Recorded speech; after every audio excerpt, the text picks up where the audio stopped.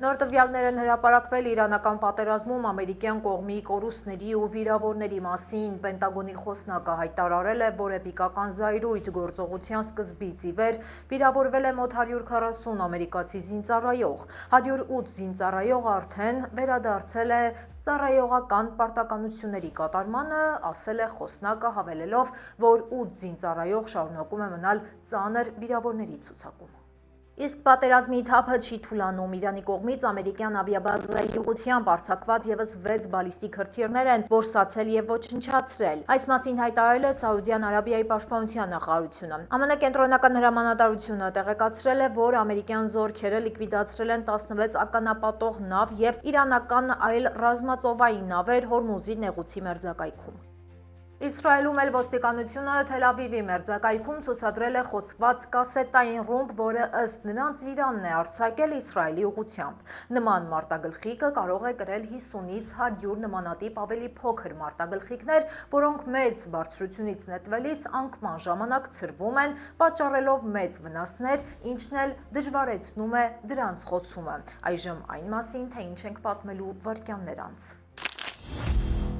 Կալիֆորնիայում հարյուրավոր անհետ կորած երեխաներ են հայտնաբերվել։ Զգուշացեք, ծովամթերքից Կալիֆորնիայում նորովիրուսի նոր աղբյուր կա։ Ով է մեղավոր իրանական դպրոցին հրթիռով հարվածելու համար։ Նավթային վերելքներ ու անկումներ Կալիֆորնիայում վառելիքի գները կրկին աճում են։ Կրակոցներ Տորոնտոյում ԱՄՆ հյուպատոսարանի վրա։ Եպիսկոպոսը փողերի լվացման մեղադրյալ աղմկահարույց սկանդալ Կալիֆորնիայում։ YouTube-ն ընդդեմ Deepfake-ի ընկերությունը նոր ու անվճար գործիքներ է առաջարկում։ Հավայան հրավառություն ԱՄՆ խոշոր հրաբուխներից մեկը կրկին արթնացել է։ Ամերիկայի ամենաերջանիկ քաղաքը Կալիֆորնիայում է եւ վերջապես տուն $100։ Riverside-ում անշարժ գույքի մեծ աճուրդ է։ Այսքանը մեր թողարկման առաջին մասում, երկրորդ հատվածում խոսելու ենք Ամերիկայի ռազմական ծախսերի մասին, որքան է ծախսում աշխարհի թիվ 1 գերտերությունը պատերազմների համար, որ պատերազմներն են եղել համեմատաբար էժան եւ որոնք աներևակայելի թանկ, հետաքրքիր փաստերը բաց չթողնեք։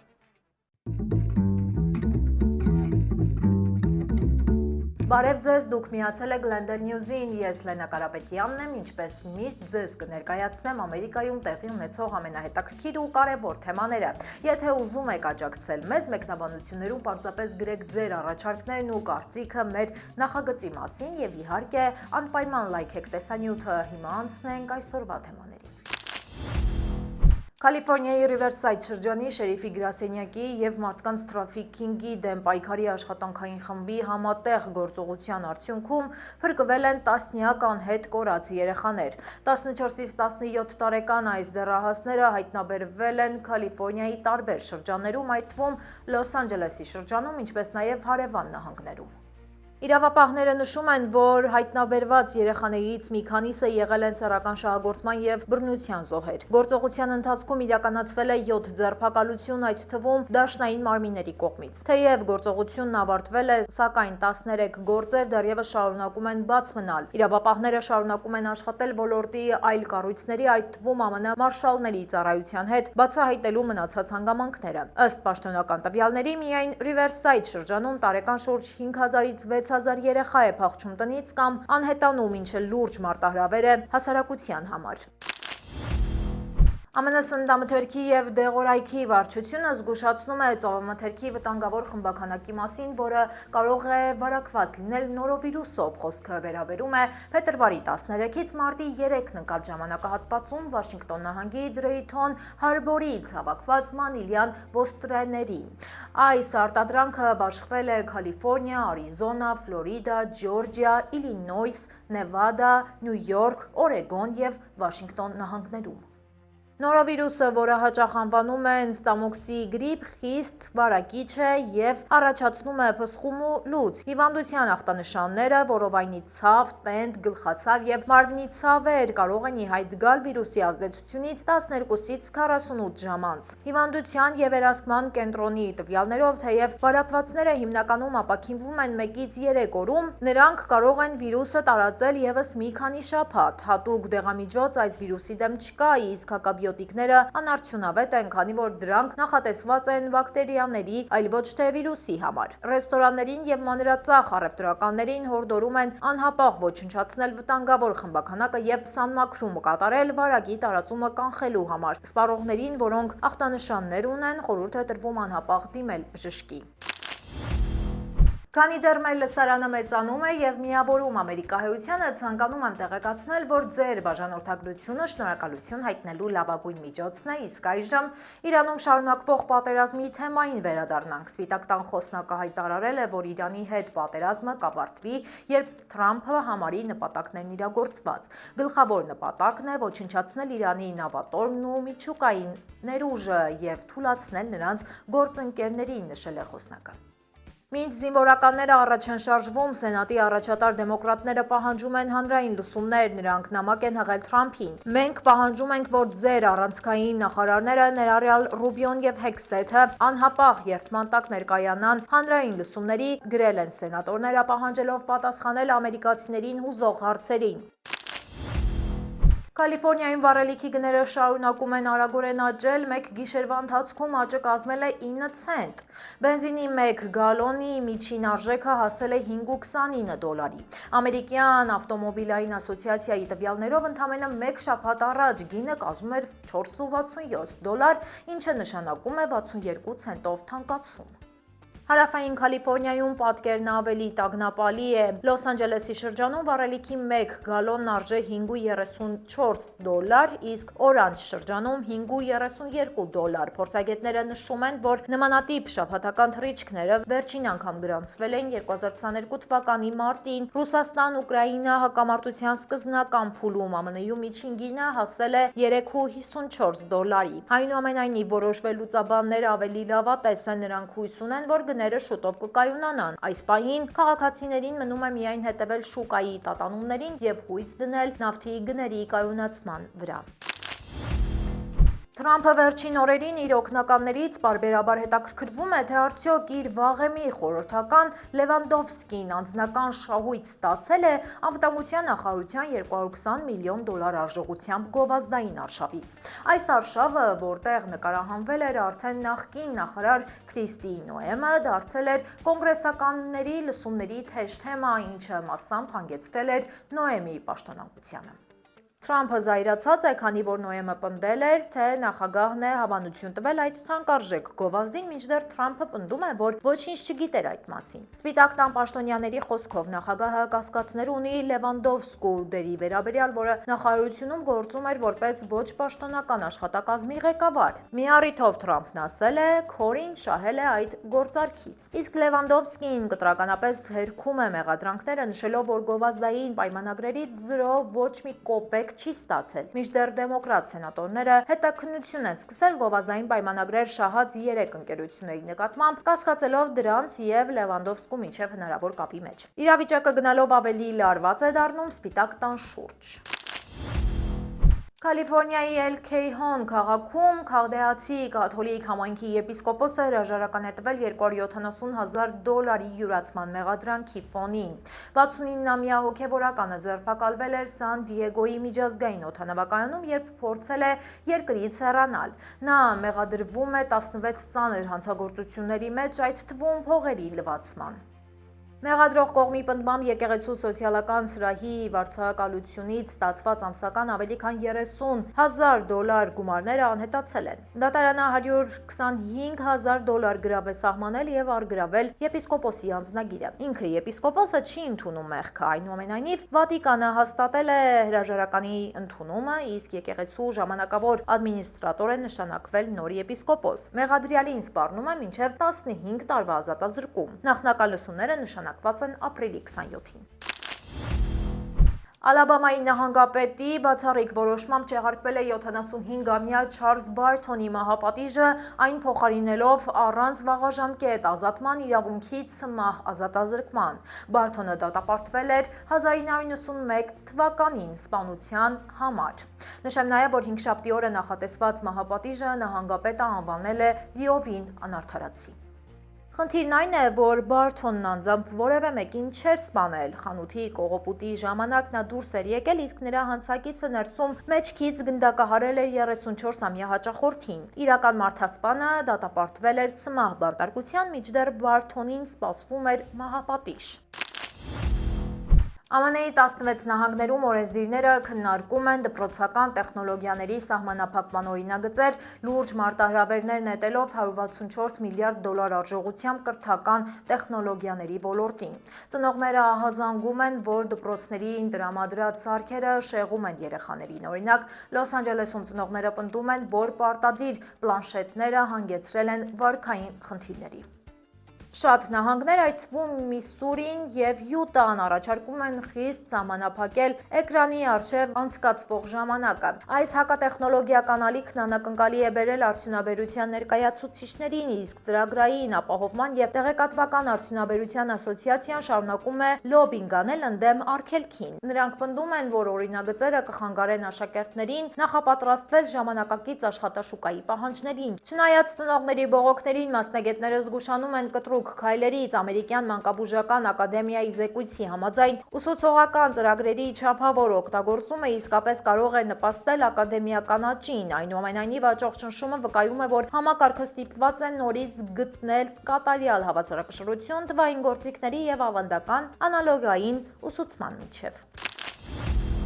Wallet Hub-ի նոր ուսումնասիրության համաձայն Կալիֆոռնիայի Ֆրիմոնտ քաղաքը կրկին ճանաչվել է Ամերիկայի ամենաերջանիկ քաղաքը։ Վարկանիշը կազմելիս հետազոտողները վերլուծել են ԱՄՆ-ի ավելի քան 180 խոշոր քաղաքներ, հիմնվելով դրական հոգեբանության հետազոտությունների վրա։ Յուրաքանչյուր քաղաք գնահատվել է 29 հիմնական ցուցանիշներով, ներառյալ դեպրեսիայի մակարդակը, եկամուտների աճը և հանգստի համար նախատեսված միջին օրական ժամանակը։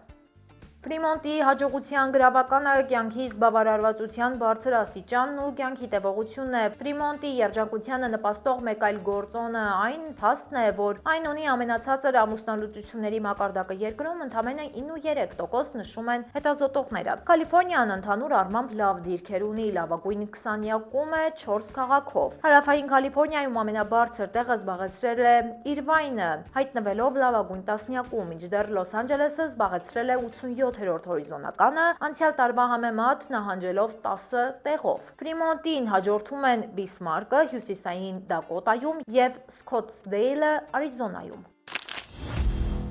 Երջանկանալու լրացուցիչ հնարավորություններ Ռիվերսայդում, այստեղ հարկային պարտքերի պատճառով առգրավված հարյուրավոր տներ ու հողամասեր շուտով կհանվեն աճուրդի։ Առցանց վաճառքը կմեկնարկի ապրիլի 23-ին և կտևի մինչև ապրիլի 28-ը։ Սա հիանալի հնարավորություն է այն գնորդների համար, ովքեր փնտրում են մատչելի բնակարան, քանի որ որոշ լոտերի մեկնարկային գինը ընդամենը $100 է։ Ռիվերսայդի գանձապետարանի ներկայացուցիչը հայտնել է, որ աճուրդում կներկայացվի ավելի քան 800 օբյեկտ Լեյք Էլսինոր, Քորոնա և Ռիվերսայդ քաղաքներում։ Մենք հորդորում ենք բոլոր հավակնորդներին կատարել իրենց հետազոտությունը և անձամբ այցելել գույքի տարածք, նախքան հայտ ներկայացնելը, խորհուրդ են տալիս նրանք։ Մասնակցության համար անհրաժեշտ է նախապես գրանցվել և ունենալ $5000 ամանդ։ Այնուամենայնիվ, աճուրդը մարտահրավերներ էլ ունի։ Ներդրողները հաճախ հանդես են գալիս կանխիկ վճարման առաջարկներով, ինչը դժվարեցնում է մրցակցությունը սովորական գնորդների համար։ Հարկ է հիշել, որ գույքը վաճառվում է ինչպես կա սկզբունքով, իսկ նախկին սեփականատերերը դեռ մինչև ապրիլի 22-ը հնարավորություն ունեն մարելու պարտքերը և հետ վերցնելու իրենց տները։ Տուն հաստատ չարժի գնել Հավայան կղզիների Կիլաուեա հրաբխի մոտ։ Այն կրկին ակտիվացել է ու կրկին զարմացրել է տեղացիներին ու զբոսաշրջիկներին, օդ արձակելով մինչև 300 մետր բարձրությամբ լավայի շատրվաններ։ Սկսված այս ակտիվությունը 2024 թվականի դեկտեմբերից ի վեր 43-րդ դրվագն է։ Թեև հալված ապարը մնում է հրաբխի խառնարանի ներսում և անմիջական վտանգ չի սպառնում բնակելի տներին, այն լուրջ անհարմարություն է ստեղծում հարակից համայնքների համար։ Հրաբխային մոխրի ու ապակենման բեկորների տեղումների պատճառով իշխանությունները ժամանակավորապես փակել են Հավայան հրաբուխների ազգային այգին եւ 11-րդ մայրուղու մի հատվածը։ Ազգային օդերևութաբանական ծառայությունը մոխրի տեղումների վտանգի մասին նախազգուշացում է հրապարակել, քանի որ այն կարող է գրգռել մաշկը, աչքերը եւ շնչառական համակարգը։ Արտանետված մոխիրը կարող է խցանել ջրահավաք համակարգերը, որոնք տարածված են կղզու որոշ հատվածներում, ուստի պաշտոնյաները հորդորում են զգոն լինել։ Կիլաուեան շարունակում է մնալ աշխարհի ամենաակտիվ հրաբուխներից մեկը եւ պարզ չէ, թե որքան կտևի հերթական արտանետումը։ Այժմ եկեք տեղափոխվենք մեր Facebook-յան էջ, որտեղ ունենք հրապարակումներ, որոնք վստահ եմ կհետաքրքրեն ձեզ։ Պլաստիկ վիրաբուժության ոլորտում ավելացել են մահվան դեպքերը, դա բացահայտել են ամերիկյան մի քանի լրատվամիջոցներ համատեղ հետազոտությամբ։ Պարզվել է, որ Կալիֆոռնիայում գործող վիրաբույժ Հայդի Ռեգենասի 3 պացիենտները մահացել են լիպոսակցիայից եւ ճարպի տեղափոխման վիրահատությունից հետո։ Չնայած այս ամենին, մինչև $20,000 արժողությամբ այս ծառայություններն ագրեսիվորեն գովազդվում են որպես անվտանգ։ Միաժամանակ շատ նահանգներում խիստ վերահսկողության պակաս կա հետվիրահատական վերականգնման կենտրոնների նկատմամբ։ Խնդրի մյուս կողմը բժշկական գաղտնիքն է։ Թեև պացիենտների հարազատները բողոքներ են ներկայացրել, հետաքննությունները կարող են տարիներ տևել, մնալով գաղտնի։ Ուստի մասնագետները պահանջում են ավելի խիստ օրենսդրություն եւ թափանցիկություն նոր ողբերգությունները կանխելու համար։ 14 տարի առաջ արձակված ՆԱՍԱ-ի հին արբանյակը չվերահսկվող անկումով հետ է սլանում դեպի երկիր։ 1323 ֆունտ կշռող սարքը մթնոլորտ կմտնի այս շաբաթվա ընթացքում։ Սարքի մեծ մասը կայրվի, բայց որոշ բաղադրիչներ կդիմանան մթնոլորտ մուտք գործելիս։ Երկրի վրա որևէ մեկին վնաս հասցնելու վտանգը ցածր է, մոտավորապես 1/4200-ի հարաբերակցությամբ, նշել են պատասխանատուները։ Ենթադրվում է, որ վառելիքը սպառած այս սարքը կընկնի 2034-ին, սակայն արևի բարձր ակտիվությունը արագացրել է մաշվածությունն ու գործընթացը։ Այս դեպքը կրկին հիշեցնում է տիեզերական աղբի վտանգավորության մասին։ Շուրջ 18000 մղոն/ժամ արագությամբ թռչող բեկորները լրջորեն վտանգում են GPS արբանյակների ու միջազգային տիեզերական կայանի տիեզերագնացների անվտանգությունը։ Օրվա լրահոսից ահա այսքանն էինք առանձնացրել, թողարկումը կշարունակի իմ գործընկեր Մանու Հարությունյանը։ Պատկերացնում եք, ինչ կրթական առողջապահական ծրագրեր կարելի էր իրականացնել $22 տրիլիոն։ Դրանից ավելի շատ գումար Ամերիկան ծախսել է պատերազմների համար։ Թվերը իսկապես ապշեցնող են։ Մանուն ներկայացնելու է ԱՄՆ 250 տարվա ռազմական ծախսերի մանրամասները։ ԱՄՆ-ն իր հիմնադրման պահից մինչև այսօր պատերազմների վրա ծախսել է աներևակայելի գումար։ Ես կասեի անգամ ավելին, քան աներևակայելի, խոսքը ավելի քան $22 տրիլիոն մասին է։ Բարև ձեզ, այս նախաբանից հավանաբար արդեն կռահեցիք այսօրվա թեման։ Այո, այսօր հաշվելու ենք, թե Ամերիկան որքան գումար է ծախսում պատերազմների վրա։ Հավատացեք, բազմաթիվ հետաքրքիր փաստեր կան, որոնք հաստատ կօգնեն ավելի լավ հասկանալ, թե ինչ է կատարվում այսօր։ Ամենաէժան պատերազմը, որը վարել է Ամերիկայի Միացյալ Նահանգները, 1812 թվականի զինված հակամարտությունն էր։ Սա հազվադեպ դեպքերից է, երբ բախվել են ԱՄՆ-ն եւ Մեծ Բրիտանիան։ Պատմաբանների վերլուծությունների համաձայն այս պատերազմի վրա պետությունը ծախսել է համեմատաբար քիչ գումար, որը ժամանակակից արժույթով կազմել է ընդամենը $1 միլիարդ 800 միլիոն։ Դա փաստացի ամենափոքր ռազմական բյուջեն էր ամերիկյան պատմության մեջ։ ԱՄՆ-ի պատմության մեջ ամենաթանկ եւ ամենաշատ ֆինանսական միջոցներ խլած հակամարտությունը Երկրորդ համաշխարհային պատերազմն է։ Այդ դաժան տարիներին երկրի տնտեսությունը լիովին վերակառուցվեց ու նպատակաուղղվեց ռազմական բազմաբնույթ կարիքների բավարարմանը։ Ներկայիս գնողունակությամբ հաշվարկված ամերիկյան կողմի ծախսերը գերազանցել են $5 տրիլիոն 900 միլիարդ, ինչը կազմում է երկրի տնտեսության գրեթե 40%-ը։ Առանձնահատուկ ուշադրության են արժանի Վիետնամի եւ Աֆղանստանի պատերազմների ընթացքում կատարված ահռելի ու չնախատեսված ծախսերը։ Վիետնամի պատերազմը, որը տևեց երկար տարիներ, Միացյալ Նահանգների վրա արժեցավ ավելի քան $1 տրիլիոն։ Աֆղանստանում 2 տասնամյակ ձգված արյունալի ռազմական գործողություններն ավելի թանկ արժեցան։ Դրանց ընդհանուր արժեքը վերջնականապես հատեց աներևակայելի $2.5 տրիլիոն սահմանը։ Պատերազմներից զատ Միացյալ Նահանգները միլիարդավոր դոլարներ է ծախսում աշխարհով մեկ սփռված իր մեծաթիվ ռազմաբազաների վրա։ 2025 թվականի բյուջեով հսկայական միջոցներ են ծախսվել արտասահմանյան օբյեկտների ամենօրյա պահպանման համար։ Պաշտպանության նախարարության ընդհանուր բյուջեից շուրջ 80 միլիարդ դոլարն անմիջապես ուղղվում է հենց արտերկրյա ռազմակայանների, ենթակառուցվածքների եւ տեղակայված անձնակազմի մշտական սպասարկմանը։ Դաշնակիցներին տրամադրվող ամենամյա ռազմական օգնությունը նույնպես զգալի ֆինանսական բեռ է ամերիկյան տնտեսության համար։ 2025 թվականի բյուջեով Միացյալ Նահանգները գործընկեր պետություններին է հատկացրել տասնյակ միլիարդավոր դոլարների անհատույց աջակցություն։ Միայն առանձին դաշնակիցների անվտանգության ամրապնդման ծրագրերով այդ ցուցանիշն անցնում է 20 միլիարդ դոլարից, որն ուղղվում է զենքի գնումներին եւ ռազմական սարքավորումների տրամադրմանը։ Հաճախ հարց է ծագում, թե որ պատերազմում է երկիրը կրել ամենամեծ նյութական վնասները բուն թշնամական հարվածների ուղղակի հետևանքով։ Չնայած շատերը միանգամից կմտաբերեն քաղաքացիական պատերազմը, սակայն արտաքին թշնամուց կրած անմիջական խոշորագույն վնասները գրանցվել են Երկրորդ համաշխարհային պատերազմի ժամանակ։ Դա տեղի ունեցավ ճապոնական ավերիչ հարձակման արդյունքում, երբ թիրախավորվեց ու արագորեն կործանվեց ամերիկյան մի ամբողջ նավատորմ։ Հավանաբար կռահեցիք, որ խոսքը Փերլ Հարբորի հայտնի ռազմաբազայի վրա ճապոնական օդուժի հարձակման մասին է։ Այդ մահաբեր հարվածի հետևանքով ամբողջապես կորսվեց կամ վնասվեց 19 ռազմանավ եւ ավելի քան 300 տարբեր ինքնաթիռ։ Նյութական ահռելի կորուստն ու հիմնական ենթակառուցվածքների զանգվածային ոչնչացումն աննախադեպ էին, ինչն էլ ստիպեց ամերիկացիներին անհապաղ միանալ արյունալի պատերազմին։ Թե որքան գումար է ծախսել ԱՄՆ-ն Իրանի հետ 2026-ի փետրվարի 28-ին սկսված պատերազմում, դեռ վաղ է ասել։ Այս պահին դեռ ոչ պաշտոնական տեղեկություններ կան այն մասին, որ պատերազմի յուրաքանչյուր օրվա համար ԱՄՆ-ն վճարում է շուրջ 1 միլիարդ դրամ։ Սա շատ մոտավոր հաշվարկներով, դեռ պետք է գումարել նաև Իրանի հրթիռների հարվածներից կրած կորուստները, պատերազմի ժամանակ կորցրած ինքնաթիռները, այնպես որ դեռ շատ դժվար է անգամ մոտավոր թիվ պատկերացնել։ Այսօրվա համար պատրաստել էինք այսքանը։ Եթե դեռ չեք հասցրել դիտել մեր նախորդ թողարկումը, ապա կարող եք անցնել հենց այս հղումով, իսկ մենք կսպասենք ձեր լայքերին եւ մեկնաբանություններին։ Կհանդիպենք վաղը ժամը 5-ին։ Հաջողություն։